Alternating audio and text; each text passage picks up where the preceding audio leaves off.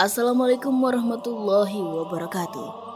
Kali ini kita akan membahas tentang seorang alim ulama yang berakhir di neraka. Kisah kali ini dinukil oleh Wahab bin Munafik radhiyallahu an. Kisah tentang seorang alim ulama dari kalangan Bani Israel yang terkenal dengan ketekunannya beribadah kepada Allah Subhanahu wa taala dan tak pernah sekalipun orang ini melakukan dosa. Bahkan dosa kecil pun ia tak pernah lakukan. Sampai-sampai malaikat pun kagum akan kesolehan orang ini. Kisah ini terjadi ketika Islam belum disiarkan dan terjadi di zaman Bani Israel. Kisahnya begini sobat. Ada seorang ahli ibadah terkenal di kalangan Bani Israel. Pria ini hidupnya hanya fokus untuk beribadah kepada Allah Subhanahu wa taala saja. Dan terkenal saat itu pria inilah orang yang paling soleh di negeri itu. Selama ini ia tinggal dan menetap di kuilnya, dan selama itu pula ia selalu sembahyang dan mengingat Allah Subhanahu wa taala di kuil tersebut. Kuilnya ini memiliki 2 lantai. Lantai pertama ia jadikan sebagai tempat tinggalnya, sedangkan lantai kedua menjadi tempat peribadatannya. Karena orang-orang saat itu melihat kesolehan pria ini, sampai-sampai banyak orang bilang bahwa orang ini pasti akan masuk surga. Tapi sobat, iblis dan syaitan tidak akan pernah rela jika hal itu terjadi. Iblis senantiasa menggiring anak cucu Adam ke neraka bersamanya. Jangankan orang yang terikat keimanan yang biasa saja, bahkan seorang alim pun tak luput dari godaan makhluk terkutuk ini. Dan di kisah ini, selama 70 tahun lamanya, iblis dan syaitan selalu gagal untuk menggoda pria alim ini supaya terjerumus dalam kemaksiatan. Namun, iblis tidak pernah patah semangat. Ia akan selalu menggoda anak cucu Adam selangkah demi selangkah. Pada suatu hari, ada 3 orang pemuda yang datang kepada pria alim ini. 3 orang pemuda ini mereka adalah saudara sekandung. Nah, mereka ini mau menitipkan adik perempuannya yang bungsu kepada pria paling alim di kota itu. Karena ketiga pemuda ini mau pergi berperang beberapa waktu untuk membela kerajaannya. Dan pada saat itu, mereka datang kepada pria alim dengan membawa serta adik perempuannya. Namun awalnya pria alim ini sempat menolak karena ia takut akan timbul fitnah di masyarakat. Tetapi mereka terus mendesaknya karena mereka yakin jika adik perempuannya dititipkan kepada pria alim ini, pastilah tidak akan kenapa-napa. Karena ia terkenal soleh di antara orang-orang soleh lain di kota ini. Akhirnya karena mereka terus mendesak, si pria alim ini pun mau untuk dititipkan adik perempuannya itu. Tapi dengan beberapa syarat. Ia ingin adik perempuannya itu tinggal di lantai pertama kuilnya dan tidak boleh keluar sama sekali. Jadi artinya si pria alim ini tinggal di lantai 2 dan gadis ini tinggal di lantai 1, biar tidak timbul fitnah di masyarakat. Akhirnya ketiga pemuda itu menitipkan sejumlah uang untuk biaya makan adiknya selama ia titipkan. Kemudian mereka bertiga pun pergi untuk berperang. Setiap hari, pria alim ini ke pasar untuk membeli makanan. Kemudian ia letakkan makanan itu di depan pintu gadis ini. Lalu, ia ketuk pintu itu dan pria alim ini pergi sebelum gadis itu membuka pintunya. Kemudian setelah pria alim ini pergi, barulah ia buka pintu dan ambil makanan itu. Hal ini terjadi setiap hari selama berbulan-bulan. Pria alim ini sengaja lakukan ini untuk tidak melakukan kontak kepada gadis ini, supaya ia tidak terjerat nafsu. Selama berbulan-bulan ia lakukan seperti ini, hingga suatu hari syaitan datang dan berbisik kepadanya. Tak eloklah jika engkau hanya mengetuk pintu tanpa mengucapkan salam. Bukankah kita dianjurkan untuk mengucapkan salam kepada sesama manusia? Akhirnya, keesokan harinya, ketika ia sedang membawa makanan, ia ketuk pintu itu dan ia ucapkan salam. Kemudian ia langsung pergi tanpa menunggu balasan salam tersebut dari sang gadis. Ya, Tentu saja, ini ia lakukan karena ia takut terjerat nafsu jika mendengar suara wanita.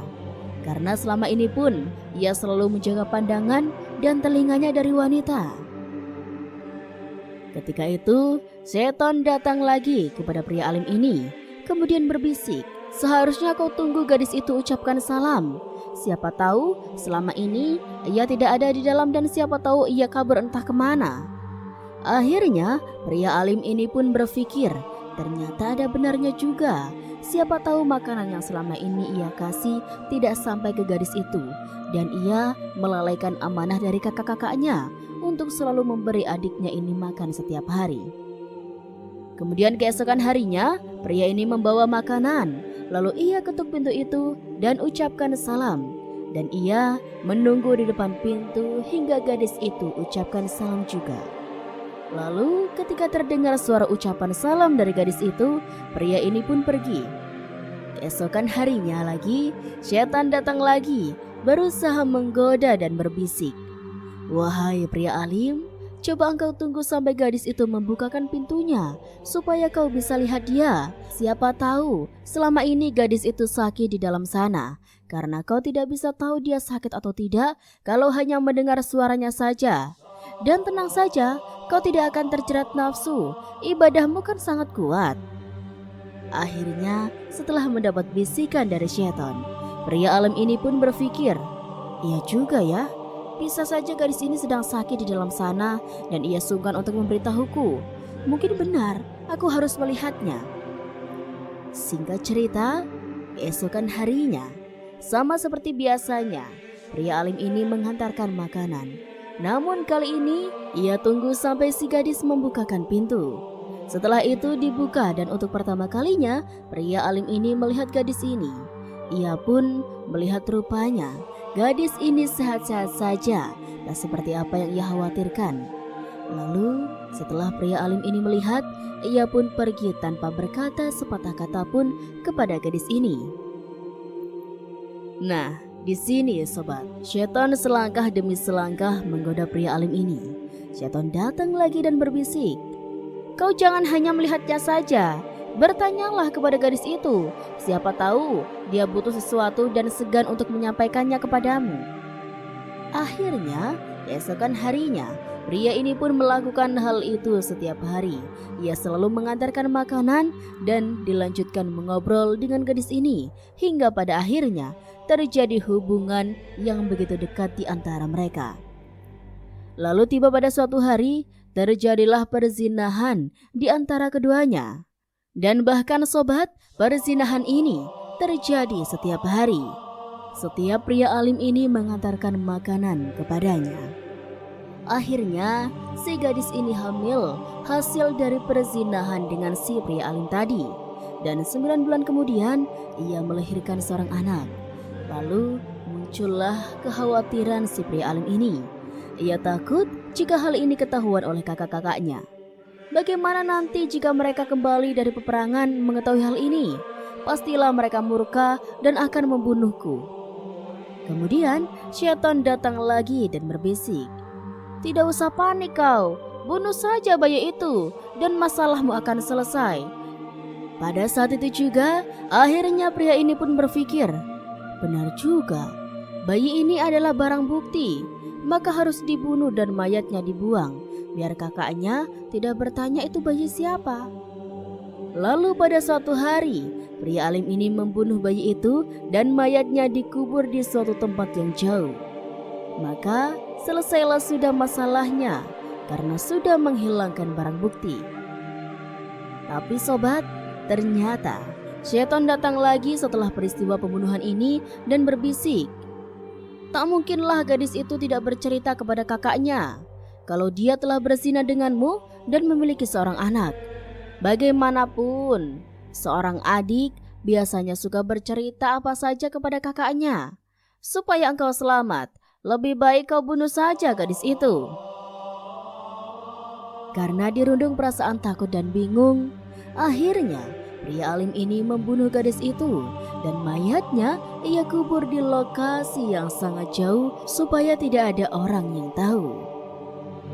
Singkat cerita, datanglah ketiga kakaknya si gadis ini, mau menjemput adiknya pulang ke istana. Lalu pria alim ini berbohong kepada mereka dengan mengatakan bahwa adiknya tak betah tinggal di situ dan ia pergi entah kemana. Tak lama setelah kalian bertiga meninggalkannya di sini.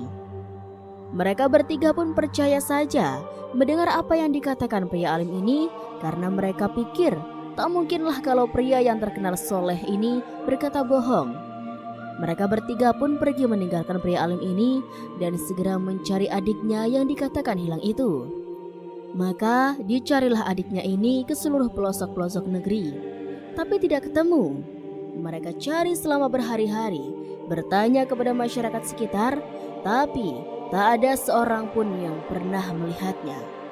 Dan pada suatu hari, setan datang kepada ketiga kakaknya ini di dalam mimpinya.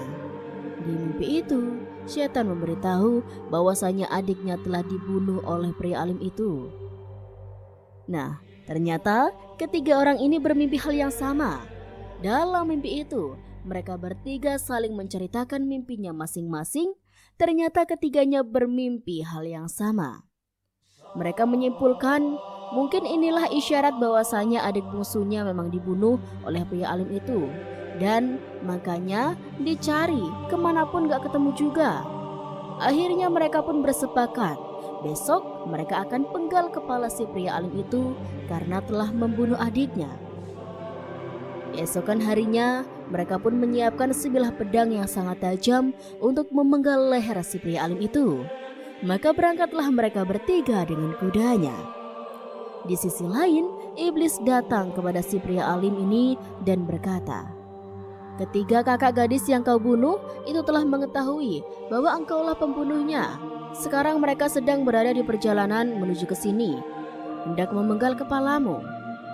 Lalu si pria alim ini merasa ketakutan dan bingung harus berbuat apa. Kemudian iblis berkata lagi, "Jika engkau ingin selamat, aku bisa menyelamatkanmu, tapi engkau harus sujud kepadaku terlebih dahulu."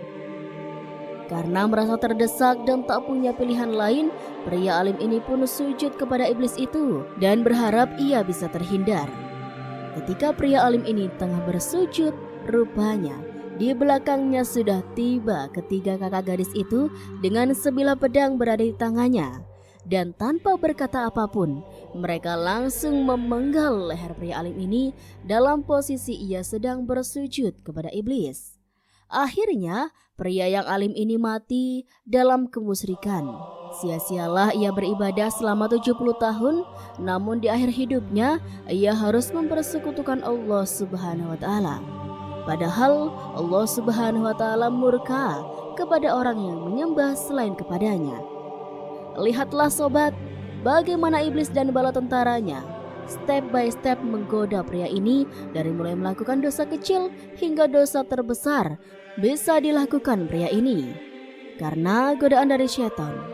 Untuk itu, kita sebagai manusia hendaknya berdoa meminta perlindungan dari Allah Subhanahu wa Ta'ala dari hasutan syaitan dan bisa menggiring kita masuk ke neraka bersama mereka. Karena sejatinya tidak ada orang yang benar-benar aman dari godaan syaitan, mau itu orang biasa maupun pemuka agama sekalipun, karena iblis tidak ingin masuk ke neraka sendirian. Ia mau mengajak anak cucu Adam masuk ke neraka bersamanya. Wallahu alam. Dan itulah sobat sedikit kisah kali ini. Kurang lebihnya Rizky mohon maaf. Dan sampai jumpa lagi di cerita berikutnya ya sobat. Sekian dari Rizky. Wassalamualaikum warahmatullahi wabarakatuh.